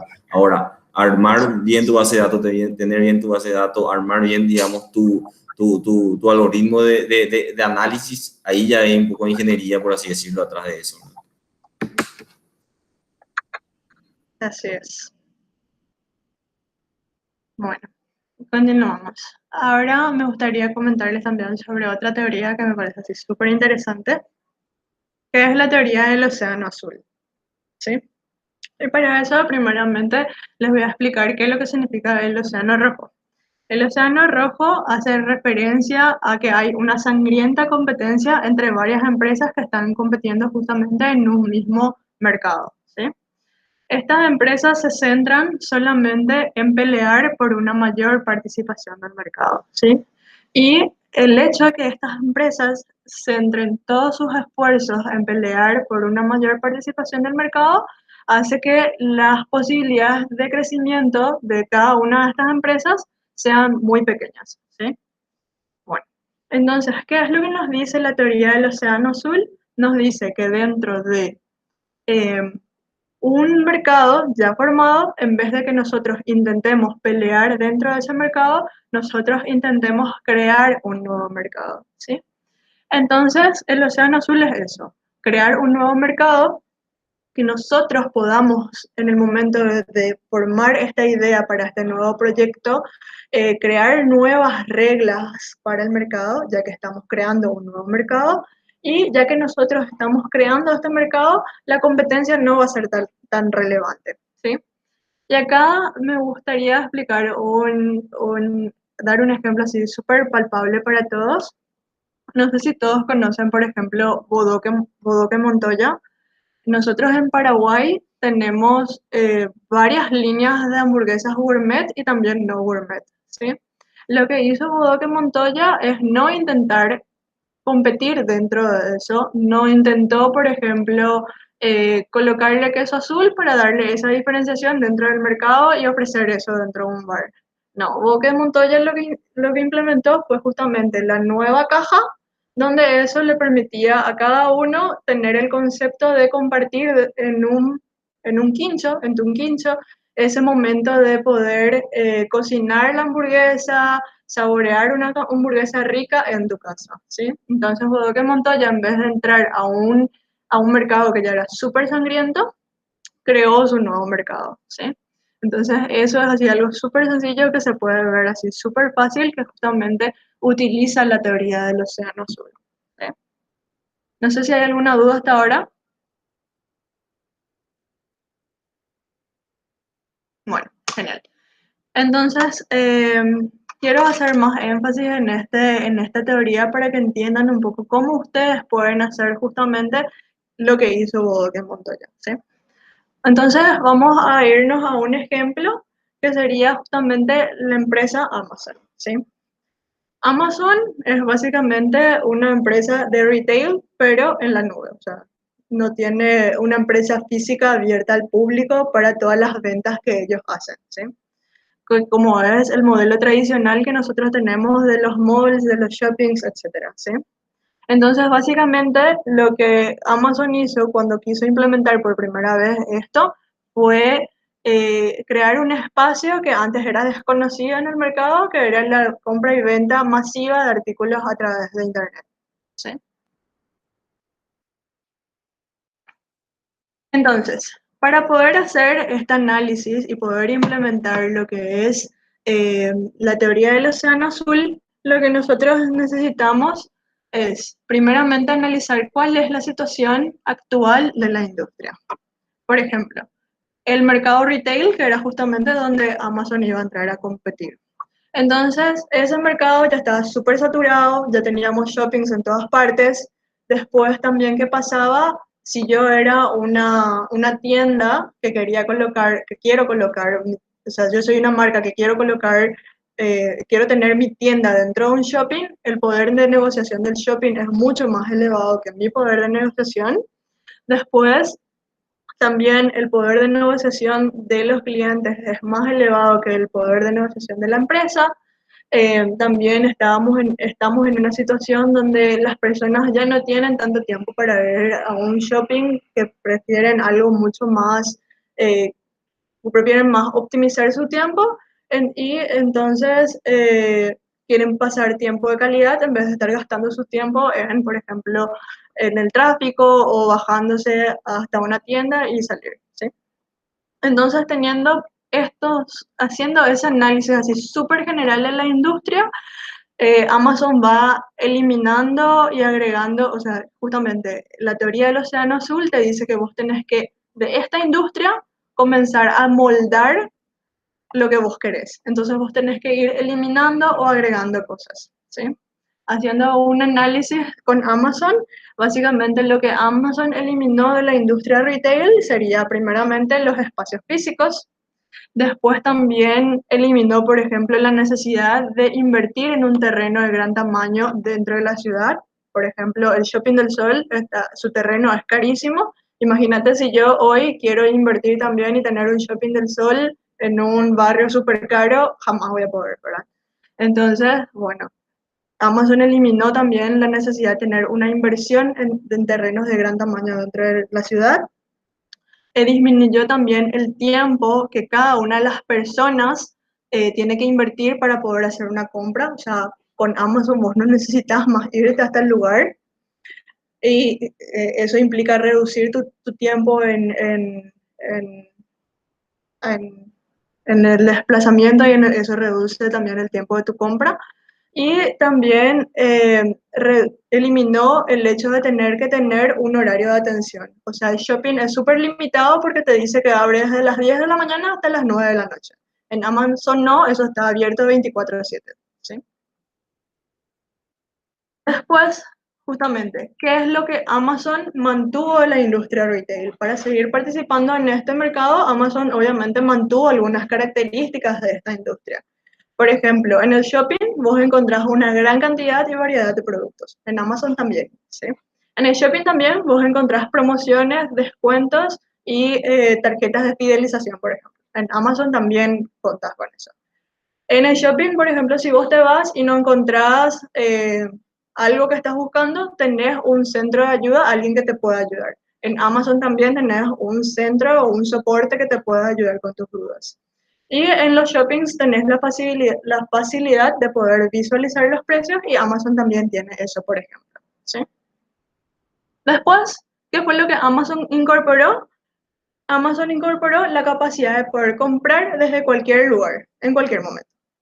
Incorporó también algo muy interesante que es así poder tener el comentario de otros compradores del producto. Poder saber entonces de esa forma una persona que ya compró hace un mes y ya está probando hace un mes ese producto, qué tal le fue el producto, ¿sí? También podés saber el ranking de ese producto.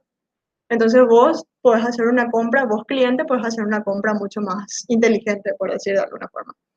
Y bueno, eh, ya les dije la capacidad de comprar de cualquier parte del mundo. El shopping está en Paraguay y si bien ponerle que tiene así industrias nacionales y tiene industrias extranjeras también, es un poco más limitado que en comparación de Amazon, que vos podés comprar productos de Alemania, de Estados Unidos, de Brasil, de cualquier parte del mundo, ¿sí? Y con todo esto, ¿qué fue lo que logró Amazon? Logró crear justamente un nuevo espacio de mercado donde no es una tienda física, pero vos podés hacer literalmente lo mismo, comprar. Logró diferenciarse de los shoppings, disminuyendo los tiempos y el traslado para el cliente. Toda la estructura del mercado de Amazon tiene un menor costo que toda la estructura del shopping.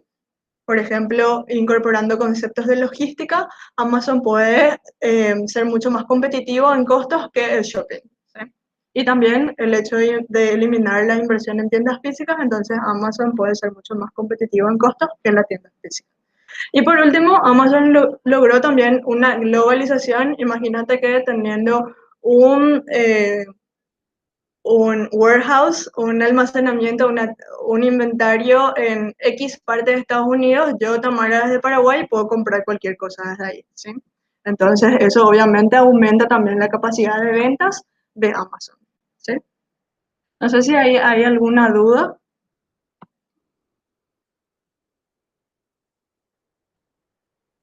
Bueno, básicamente si nosotros queremos utilizar... Hola, Tamara. Hola. Hola, ¿sí? Sí, Te escucho. un comentario nomás. No me acuerdo quién sea Nicolás o quién de los alumnos había planteado como un modelo de tienda virtual, ¿verdad? Que yo creo que... Nicolás, ¿verdad? ¿Está bien? Sí, que creo que esa experiencia de Amazon es como muy interesante, ¿verdad? Y principalmente de cómo encontrar, digamos, esa diferenciación del mercado de muchas tiendas que ya existen en ese producto, ¿verdad?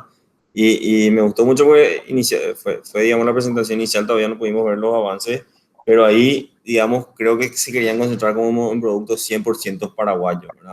Y ahí hay como estrategias también de poder alinearse, no sé, con promoción, digamos, a través de Paraguay Turismo, de cómo posicionar esas marcas nacionales también en otros países del mundo a través de esa plataforma. Podría ser también como un diferenciador a las otras plataformas que te venden así productos de China o productos de cualquier lado, ¿no?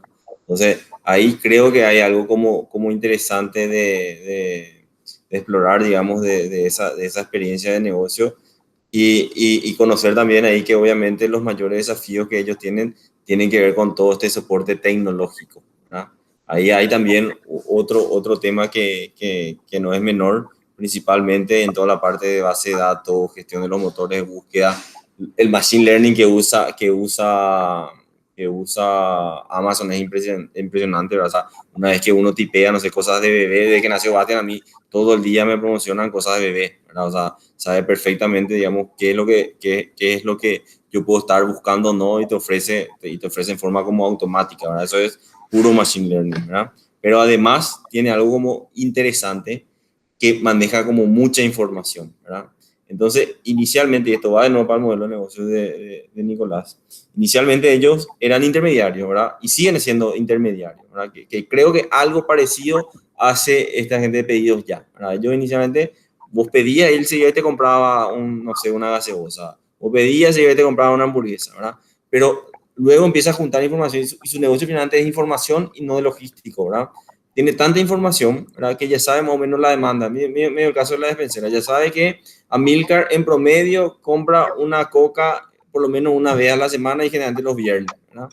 Entonces ya tiene una cierta demanda y entonces él al acumular esa información se va y negocia con los proveedores con mayor fuerza. O sea, en vez de estar comprando, digamos, de distintos proveedores, se va directamente a la fábrica de Coca-Cola y le dice, mira, yo te voy a comprar tanto, ¿verdad? Y puede comprar algo mayor y también consigue cierto descuento y le genera otros márgenes, ¿verdad? Entonces, eso puede ser parte también como de un modelo de negocio, incluso con productos nacionales, ¿verdad? En algún momento, cuando vaya generando cierta información, por así decirlo, de demandas históricas, que sí ahí sirve, digamos, la estadística histórica de ciertos consumos que pueda tener la población, porque ahí sí hay como ciertas iteraciones, por así decirlo, o hay un flujo histórico de lo que consumimos, ¿verdad? En promedio. Generalmente, en promedio, se consume y que es las proyecciones que hace generalmente la compañía también para generar sus planes de producción. Pero ahí, insisto, ¿verdad? Eso es como una oportunidad también de negocio que se podría meter dentro de este proyecto y ver ahí qué potencial podría tener o no eso, ¿verdad? Se me ocurre ahí recordando el trabajo de Nicolás nomás.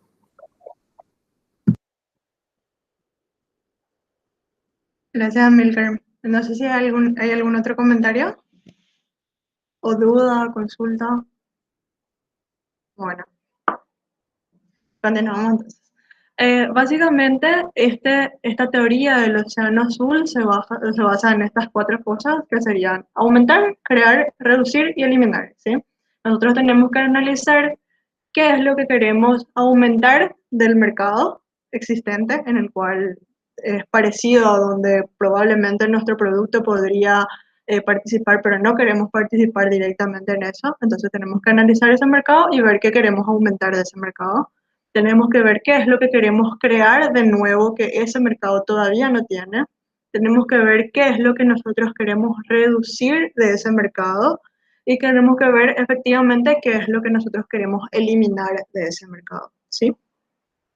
Una vez haciendo todos esos análisis, así súper igual a lo que yo coloqué acá, nosotros, por ejemplo, si queremos llegar a presentar esto a un directorio o a un grupo de inversionistas o lo que sea, nosotros no les vamos a estar mostrando de esta manera así citada, ¿sí? Lo que podemos hacer es mostrar de esta manera, como ven acá, que es mucho más intuitivo, ¿sí?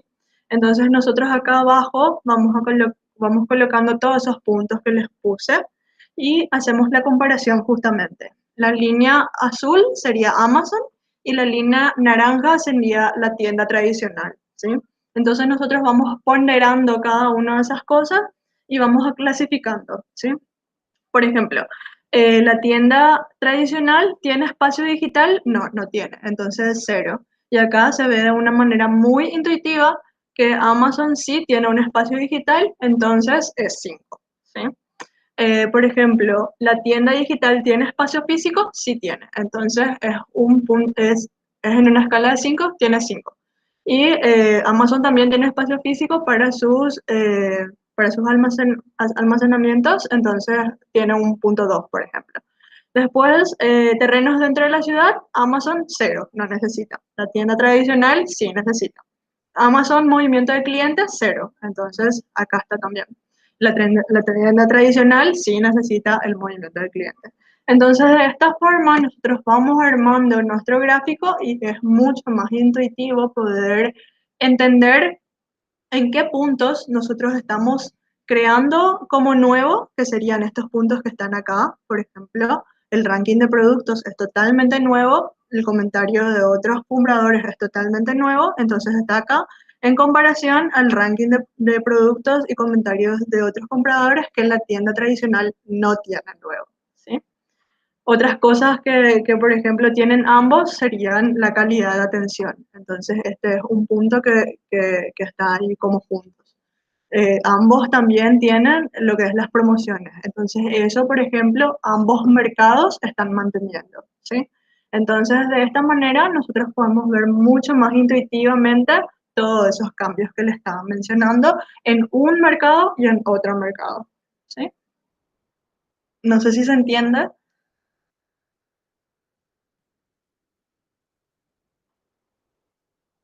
¿Me pueden decir algo? Sí, re bien. Súper bien, profe. Dale. Bueno, continuamos entonces. ¿Puedes irte a una diapositiva anterior? Una menos. Ahí, Una menos. Otra vez menos. Parece que ahí o uno menos. ahí creo que ya. Eh, Definiciones comerciales, definición de mercado. Sí, estaba pensando nomás también en otro trabajo que habían presentado. Creo que era Efrem, el grupo de Efrem con. No me acuerdo el nombre de su compañera. Lucianas. Con Luciana, exactamente. Efrem. Hola, Efrem, ¿cómo estás? Que Hola, creo Guille. que todo esto que está presentando Tamara les puede servir mucho a ustedes porque ahí había un problema como de definición del alcance del proyecto, ¿verdad? Y yo les había dicho que desde la perspectiva de evaluación era importante que ustedes puedan poder definir un cierto segmento de mercado y sobre eso, en todo caso, ver la factibilidad de algún proyecto en sí, de esa empresa, un proyecto de inversión, eh, podría ser un edificio dúplex en cierto segmento y sobre eso también hay como mucha información que habíamos visto de conseguir como de Classipar o Remax que están en la web que fácilmente ustedes pueden hacer un cierto posicionamiento según como lo está describiendo Tamara, ¿verdad? Entonces, creo nomás que esta parte como bien importante también a ese punto que habíamos comentado nosotros en la presentación de ustedes. Nada más. Profe, ya que comentaste el tema, eso era como, digamos, una parte de lo que se plantearía como una de las posibles alternativas de solución, pero solamente que no podía plantear ya ahora de entrada en el inicio del proyecto, entonces ahí se me produce un conflicto, porque lo que siempre decía es que no podés plantear partir de la solución ya, sino que eso iba a ser una de las posibles alternativas de solución. Es más, la empresa está haciendo ese tipo de cosas, ya tiene esos barrios tipo Conavi donde ya tienen las casas hechas y distintos modelos de casas. Pero sobre ahí las alternativas serían o invierto en un edificio, o invierto en un dúplex, o invierto en un edificio, en departamentos de 3 habitaciones, de 2 habitaciones, una habitación. Y ahí tenés que poder identificar que busca el mercado, ¿verdad? Y sobre eso hacer tu evaluación de inversión. Yo me iría por ese camino, no tanto Ok. a lo que ustedes plantearon, a eso me hacía referencia, ¿verdad?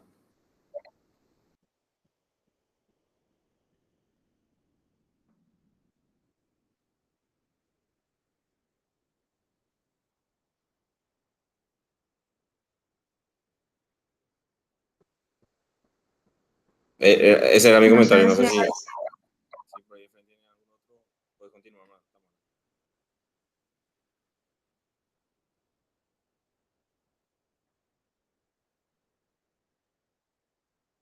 Bueno, eh, ¿hay algún otro comentario? Mi pregunta era, tenemos varios métodos ahí. Evidentemente, o sea, no vamos a usar todos los métodos para un mismo proyecto, ¿verdad? Pero ¿cómo elegimos cuál método va con nuestro proyecto? O sea, no vamos a usar todo lo que dijiste, ¿verdad?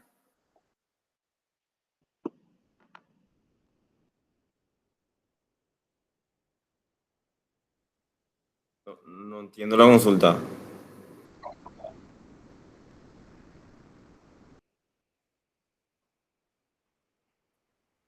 Sí, ¿de cuál de todos los métodos que estamos exponiendo es el que iría más adecuado para un determinado proyecto? Porque son varios, pero creo que no se le aplican todos los métodos de evaluación a un mismo proyecto, sino uno o dos, no sé cuántos. Efraín, ¿vos te referís a lo que estoy mostrando? Sí, profe, todos los métodos que dijiste, de Learning Machine, EFI, F, Ah, no, FODA, no, ok, ok, no. Yo hacía referencia justamente en esta parte en particular de definición de mercado, ¿verdad? sí, justamente Solamente para a eso definir iba un mercado mi también hay comentario. varios métodos para definir, qué sé yo. Bueno, capaz que no encaja acá con el tema, ¿verdad? Em, no sé si yo entendí bien tu consulta, pero voy a responder y después vos me decís si eso aclara tu duda. Básicamente todo lo que yo estoy mostrando no es necesario que ustedes todo apliquen a su proyecto. Son herramientas que están disponibles para que de acuerdo al tipo de proyecto ustedes utilicen y apliquen eso. Por ejemplo, si ustedes tienen el proyecto de una mejora continua dentro de una empresa, esta teoría que le estoy mostrando acá, que es la teoría del océano azul, obviamente no es aplicable a eso, porque vos no te vas a estar diferenciando de otro mercado, solamente vas a estar armando un proyecto que te va a ayudar a una mejora dentro de tu empresa, ¿sí? Sin embargo, si vos, por ejemplo, querés hacer un proyecto de emprendimiento, la teoría del océano azul es súper interesante para poder diferenciarte justamente de la competencia, ¿sí? Entonces, más o menos la idea de esta clase es que ustedes tengan el conocimiento de los diferentes tipos de herramientas que existen para que después ustedes tengan la capacidad de hacer ese análisis que yo les acabé de decir. Ah, bueno, mi proyecto es de este tipo, entonces me conviene más usar esta herramienta porque esta herramienta me va a dar el resultado que yo necesito para poder plantear este proyecto. ¿Sí? Esa es la idea. No sé Sí, si eso responde a tu... sí, pero la pregunta es, ¿cuál elijo yo? O sea, ¿qué criterio uso para utilizar? O sea, hay un método que va para determinado tipo, como me dijiste, para mejora, por ejemplo. Para mejora, ¿qué tipo de método sería, por ejemplo? ¿Cuál método sería el más adecuado? O cualquiera puede servir. Ya me dijiste que no. Bueno, por ejemplo, para mejora puedes usar justamente lo que te predice el Machine Learning porque te va a estar diciendo que si vos cambias algo en este sector de tu empresa, capaz vos tengas este impacto con tus clientes, ¿sí? Sin embargo, para un proyecto donde vos te querés diferenciar, por ejemplo, puedes usar la teoría del océano azul. Pero sería muy difícil que yo te comience a dictar así, todos estos son las herramientas que tenés y esta herramienta usas para este y esta herramienta usas para este. O sea, esa clasificación no se puede hacer. Entonces, lo que vos tenés que poder saber es, estas herramientas existen y bueno, cómo yo uso esas herramientas para poder obtener después el resultado esperado. O sea, eso ya tu capacidad analítica como ingeniero industrial te va a poder dar la respuesta. Vos lo que tenés que saber es, existe esta herramienta y lo que me da es esto, esto y esto. Y después vos cuando quieras armar un proyecto de tal tipo, vos vas a poder saber esta herramienta es la más adecuada, esta herramienta es la más adecuada o esta herramienta es la más adecuada. Ese sería un poco el ejercicio que tenés que hacer. Ok, gracias. De nada. No sé si hay alguna otra duda.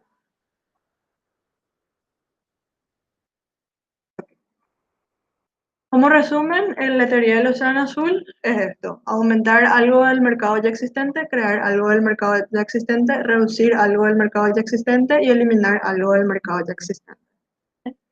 Y esto es un ejemplo de cómo pueden mostrar eso que les estaba mostrando anteriormente de manera más intuitiva que estar citando nomás los datos, ¿sí? Ahora quiero pasar a otra cosa. Al inicio yo les estaba comentando que tenemos que arrancar siempre del dónde estamos al dónde queremos ir, ¿sí? Y que eso nosotros queremos hacer siempre de la mejor manera en cualquier cosa que estamos haciendo, ¿sí? Y para poder hacer esa transición de la mejor manera posible, todo proyecto debe ir alineado a lo que es la visión de la empresa y a lo que es la estrategia de la empresa. Entonces, ahora rápidamente le quiero comentar un poco también lo que es la estrategia de la empresa y que cómo nosotros podemos determinar la estrategia de la empresa, ¿sí? Bueno, entonces esta definición de estrategia está muy ligada a la definición de la estrategia según Michael Porter, ¿sí? Básicamente, Michael Porter nos dice que la estrategia empresarial nos ayuda a nosotros a definir la elección de los sectores en los que va a competir la empresa y la forma en la que va a entrar a ellos, ¿sí? O sea, justamente, nosotros queremos implementar un servicio nuevo, nosotros tenemos que, en el análisis de mercado, elegir el sector donde queremos apuntar y también tenemos que poder decir la forma en la que vamos a apuntar a ese sector, ¿sí? Entonces, Michael Porter nos dice que existen 3 niveles de estrategia. Está el nivel 1, que es el nivel corporativo. El nivel corporativo busca determinar cuáles son los negocios en los que una corporación debe participar. El nivel 2 es el nivel de negocios, que la estrategia a nivel de negocios te va a decir o te va a determinar cómo la empresa tiene que competir, o sea, cómo una de sus corporaciones tiene que competir en cada uno de sus negocios. Y la estrategia funcional nos va a definir justamente la estrategia a nivel de negocios, ¿sí? Sé que esta teoría es así súper, ¿qué es lo que me estás diciendo? Entonces vamos a un ejemplo para poder entender esto, ¿sí? Tenemos la empresa Mercedes-Benz, ¿sí? Mercedes-Benz es una corporación que justamente Mercedes-Benz tiene que poder definir, bueno, todas estas son mis gamas de productos. Yo tengo productos que son de lujo, o sea, tengo automóviles que son de lujo, tengo automóviles que son para el trabajo, como el que está en la imagen de la derecha, tengo, por ejemplo, pickups, tengo, por ejemplo, colectivos. Entonces, yo tengo que poder definir, bueno, cada una de las corporaciones, cómo van a estar trabajando. Entonces, la estrategia corporativa de Mercedes-Benz dice que voy a tener yo una unidad de negocios en Alemania que se dedique a producir autos de lujo. ¿Por qué? Porque me va a ser mucho más fácil venderle a los alemanes, venderle a los europeos los autos de lujo que estar vendiendo, por ejemplo, en Argentina los autos de lujo, ¿sí? Bueno, entonces Mercedes-Benz también asimismo dice, yo tengo una línea de autos que se dedica a poder que es más para el trabajo, que es el que estamos viendo acá a la derecha.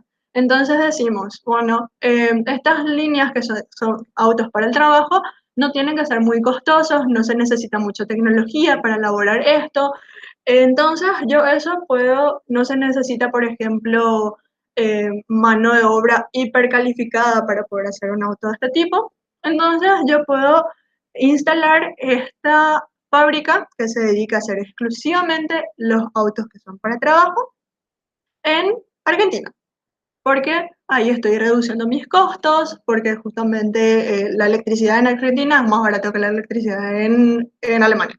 Y estoy más cerca de mi mercado porque en Sudamérica es más factible que me compren más de estos tipos de autos que en Europa, por tirar un ejemplo, ¿sí? Entonces, ese es el tipo de estrategia que tiene que Mercedes-Benz Corporación, definir, ¿sí? Después nos vamos a la unidad de negocios. Tenemos la unidad de negocios de autos de lujo en Alemania, ¿sí? Y la unidad de negocios de autos de lujo en Alemania tiene que poder definir, bueno, yo tengo 3 fábricas dentro de Alemania. Uno está en la ciudad 1, otro está en la ciudad 2, otro está en la ciudad 3, ¿sí? Entonces, la unidad de negocios de autos de lujo de Alemania tiene que decir, en la ciudad 1 voy a fabricar este y este modelo de la clase A de autos de Mercedes-Benz. En la ciudad 2 voy a fabricar la clase D y los modelos tal, tal y tal, y van a ser, bueno, y se va a hacer 7 días de la semana. Y la unidad de negocios de la ciudad 3 tiene que decir, voy a fabricar tal y tal y tal modelo en esta ciudad. Asimismo, tiene que ser la unidad de negocios de Argentina, poder tomar también ese tipo de decisiones. Por ejemplo, si en Argentina tenemos 2 fábricas, va a ser el mismo análisis, ¿sí? Solamente que acá, en vez de decir en la fábrica 1 se van a ir estos autos de lujo, va a decir se van a ir estos autos de trabajo, y en la fábrica 2 se van a ir estos autos de trabajo. Y después tenemos las decisiones estratégicas a nivel funcional, ¿sí? Donde ahí la ciudad 1 tiene que decir, bueno, acá la estrategia de negocios es que yo haga el Mercedes-Benz clase B, ¿sí? Y yo ahí, entonces, como negocio, tengo que poder decir, bueno, de lunes a miércoles voy a producir 10 autos de lujo. De esos 10 autos de lujo, voy a producir 3 de color negro, 4 de color blanco, y el resto van a ser gris, ¿sí? Para producir eso, yo necesito tener 3 operarios. Necesito tener esta línea de producción, ¿sí? Marketing te tiene que decir, por ejemplo, para vender el auto negro, vos tenés que usar la estrategia tal de marketing. Para vender el auto blanco, tenés que usar la estrategia tal de marketing. Entonces, cada una de las áreas, producción, tiene una estrategia de producción, que es la que estaba diciendo, hacer en los 7 días de la semana, los primeros 3 días, tal modelo, de tal, tal y tal color. Marketing tiene también su estrategia de marketing que te dice, tal modelo tenés que vender de esta forma, tal modelo de esta forma. Si estamos en invierno, vamos a hacer este tipo de publicidad. Si estamos en verano, vamos a hacer este tipo de publicidad. Ventas te dice, tenemos que vender de esta forma o tenemos que vender de esta forma, ¿sí? Cada una de las áreas tiene otra vez su estrategia, ¿sí? Y lo mismo pasa con la fábrica en Argentina, donde la fábrica 1 tiene que poder decir también, tiene que poder tener también esas estrategias a cada una de las áreas, o sea, una estrategia para cada una de las áreas. Ventas va a tener una estrategia, el área comercial va a tener otra estrategia, marketing otra estrategia, y así sucesivamente. No sé si hay alguna duda sobre esto.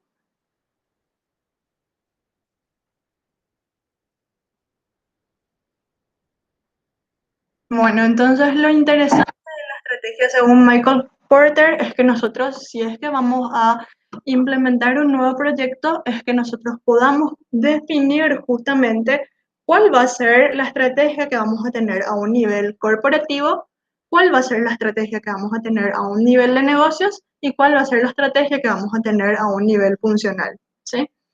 Para poder dar un ejemplo más, tipo que no sea una empresa tan grande como Mercedes-Benz, podemos irnos, por ejemplo, a un supermercado. Un supermercado, no sé, Los Jardines, tiene varias sucursales. Entonces, justamente la estrategia a nivel corporativo va a ser, en tal ciudad, en tal ciudad, en tal ciudad, voy a tener una nueva sucursal. A nivel de negocios sería poder decir cómo va a trabajar cada una de esas sucursales. Por ejemplo, si yo tengo una sucursal en el centro que está al lado de Pirata Bar, puedo decir que esa sucursal va a vender mayor cantidad de bebidas alcohólicas que la sucursal que está en un barrio que sea más residencial, ¿sí? Y después, justamente a nivel funcional, poder decir, bueno, de martes a jueves voy a recibir la, la logística de tal producto. De lunes a miércoles voy a hacer promociones en tal cosa, ¿sí? Entonces, ese tipo de análisis también les va a ayudar muchísimo a ustedes para poder direccionar mucho mejor su proyecto.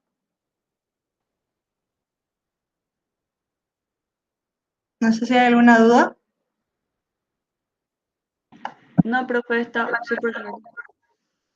Bueno, y acá justamente ustedes me van a decir cómo yo defino mi estrategia corporativa. Bueno, para definir tu estrategia corporativa te puedes hacer las siguientes preguntas.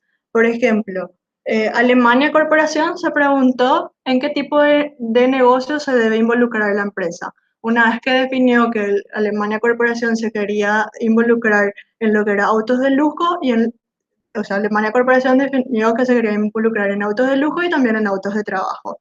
Después de eso, tiene que poder decir qué y cómo se asignan los recursos para poder alcanzar los objetivos.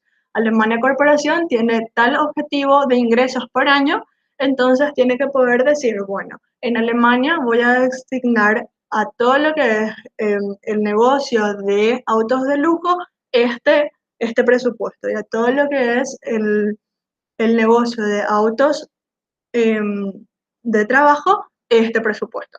Y después, Alemania Corporación tiene que poder definir cuáles van a ser los objetivos y las expectativas esperadas para cada negocio, ¿sí? Los objetivos de los autos de lujo es vender capaz en un año 100 autos, pero esos 100 autos te va a dar un mayor ingreso, ¿sí? Pero en el negocio de autos más baratos de trabajo, tenés que vender, por ejemplo, 300 autos, entonces de esa forma vos vas a poder alcanzar también eh, el nivel de ingreso esperado, ¿sí? Entonces también para poder definir la estrategia, entonces Alemania Corporación se tiene que hacer, o sea, Mercedes Corporación se tiene que hacer este tipo de preguntas. Ahora, a niveles de negocio, el negocio de autos de lujo se tiene que plantear las siguientes preguntas. ¿Qué productos o servicios yo tengo que ofrecer ya que mi estrategia es vender autos de lujo? Entonces ahí dice el negocio, tengo que vender este modelo y este modelo. O sea, tengo que producir estos modelos. Entonces, ¿cómo voy a distribuir yo la plata que me dio Alemania Corporación en mis diferentes áreas? Eso es lo que dice la estrategia de negocios. Y también de qué manera voy a estar administrando cada una de las diversas funciones. Por ejemplo, le voy a dar al área de finanzas 2 oficinas porque ellos necesitan ser 10 personas en cada oficina. Le voy a dar al área de marketing este porcentaje del presupuesto que tengo porque yo tengo que entrar a hacer este tipo de publicidad que sean de súper alta calidad. Y la producción, voy a invertir el mayor porcentaje de mi presupuesto en producción, porque lo que importa al final es la calidad y si no tengo una buena producción, mis autos no son de calidad, ¿sí? Entonces, esto es lo que analiza el área de negocios. Y finalmente, para poder armar la estrategia funcional, se tiene que definir cada una de las áreas. Marketing se tiene que sentar y decir cuáles van a ser los objetivos que tengo que tener yo. ¿Cuánto necesito de talento humano para poder llegar a este objetivo? Yo tengo toda la información que necesito para poder lograr esto. Tengo toda la tecnología que necesito para poder lograr esto. De manera logística, yo necesito, por ejemplo, ir a colgar yo misma el cartel que tiene que estar en la avenida tal, o yo puedo eso tercerizar. Yo necesito justamente tener una impresora para poder entregarle, por ejemplo, a los clientes brochures de mis ventas, o eso también puedo tercerizar. Bueno, y así cada una de las áreas tiene que poder definir cómo va a trabajar. Y de esa manera, el área de marketing va a tener una estrategia en marketing. El área de producción va a tener una estrategia en producción. Y así cada una de las áreas. ¿Sí? No sé si se entiende la idea. Yo entiendo, profe, gracias. Buenísimo. Bueno, y eso era todo lo que tenía para mostrarles hoy.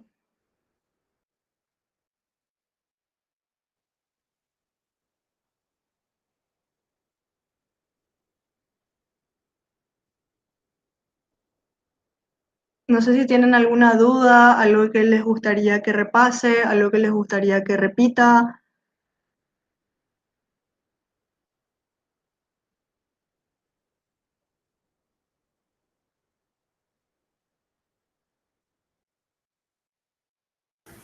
Por mi parte no, profe. Ok.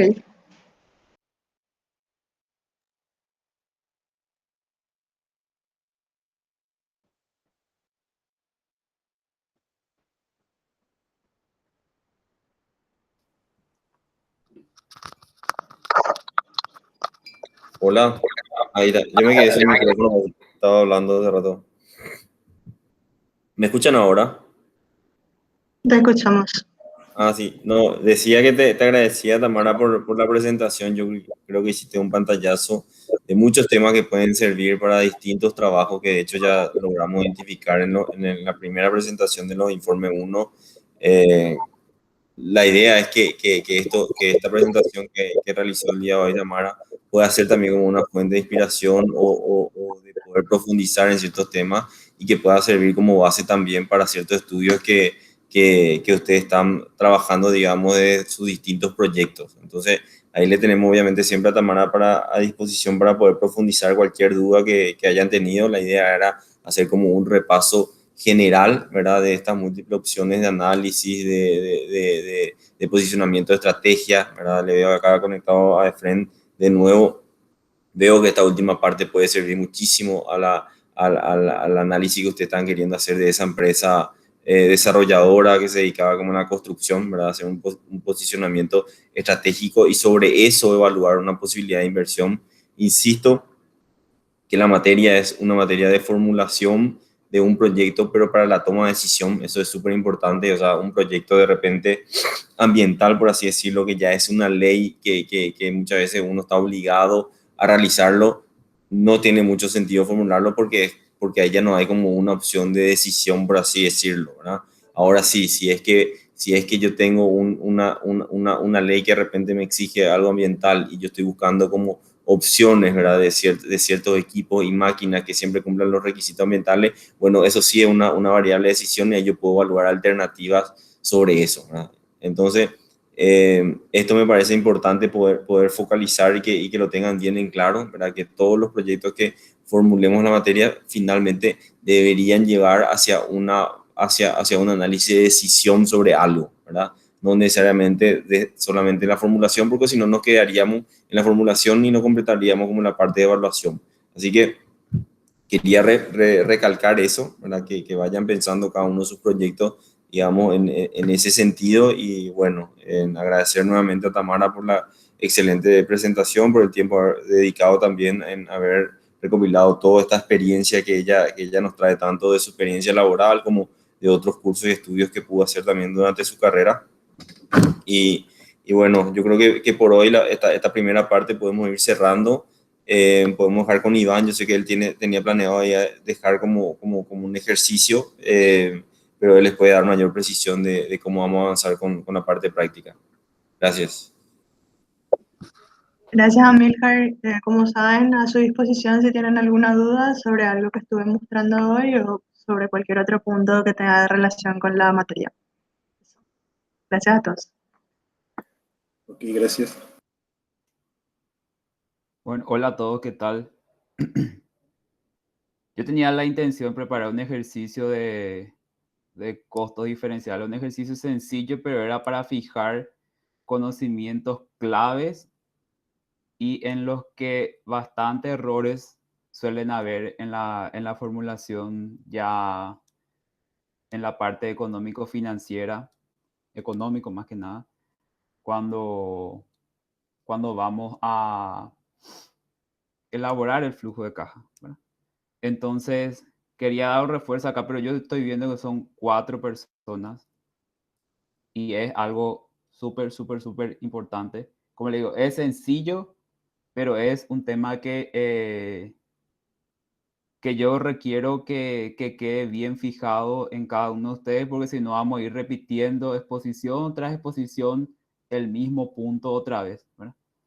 Entonces, yo lo que voy a hacer por esta vez es, voy a alzar ahora mismo en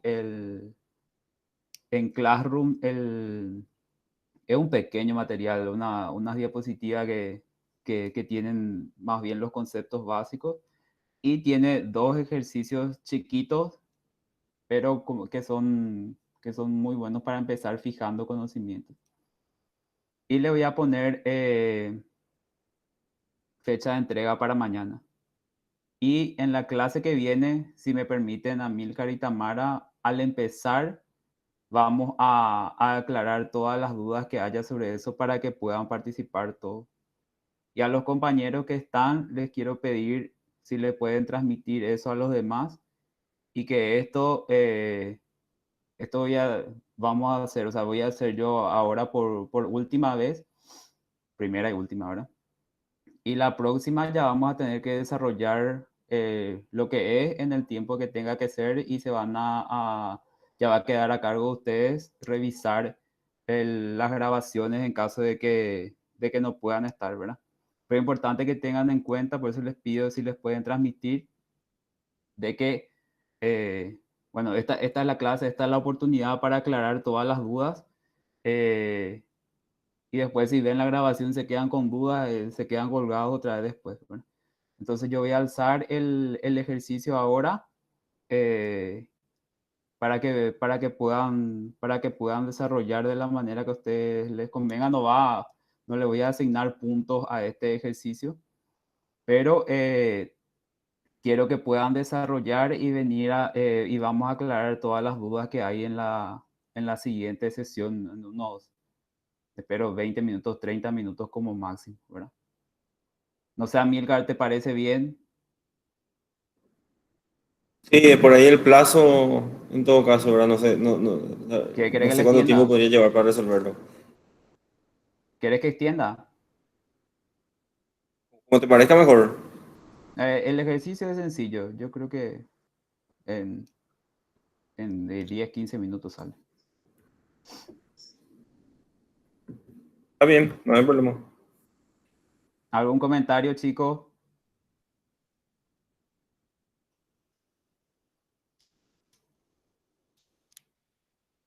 Profe, igual vas a resolver vos con nosotros la próxima clase, ¿verdad? Voy a aclarar sus dudas, sí. Pero quiero que sean portavoces a sus compañeros, por favor. Sí, no hay problema.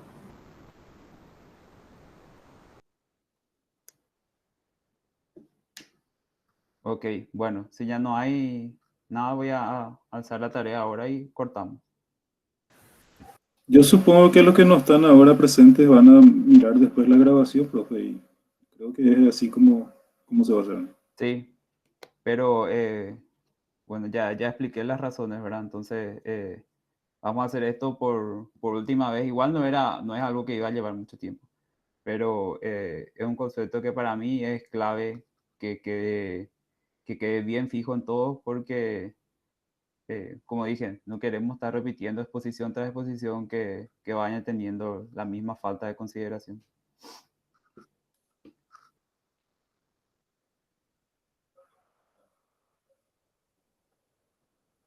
Ok, estamos Profe, entonces. y se entrega mañana, entonces, eso es lo que no entendí bien, porque, o sea, ¿no podrías extender un poco más el plazo de tiempo?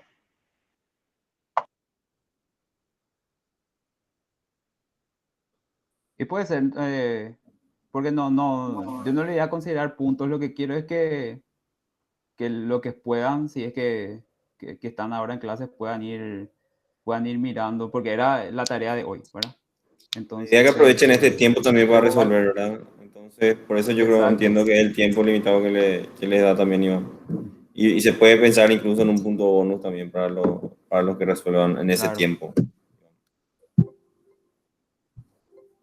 E incluso si tienen alguna duda ahora en este transcurso, yo estoy, ¿verdad? Pero lo que no quiero es, porque me voy a tomar el tiempo de explicar bien la próxima clase, eh, no quiero que nos hagan retrabajar tampoco y quiero que la mayor cantidad de personas puedan tener fijo esto. Voy a dejarle porque estoy quedando sin batería, pero creo que ahí Iván le va a dar las pautas si es que falta y son necesarias. Sí, ya está. Saludos, nos vemos, chao, chao. Dale.